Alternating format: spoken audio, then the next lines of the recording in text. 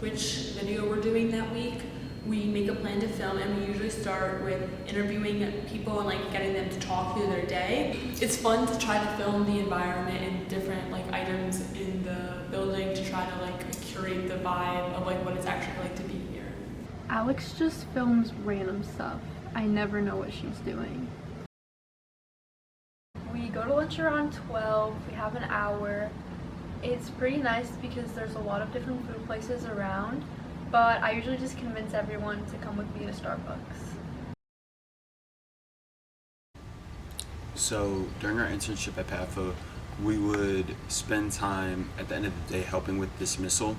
Basically, we would go to the parents' cars, ask the parent the last name of their kid, and go in, retrieve the kid, and then take them to their parents' car so they could leave for the day. Over this past week, we have worked tirelessly to get out this video. We've spent hours filming, editing, and perfecting all the stuff that we had to do. I don't know how to tell these two, but I deleted all the footage. So Nick deleted all the footage and all the editing we've done for the past week. We don't know what to do now.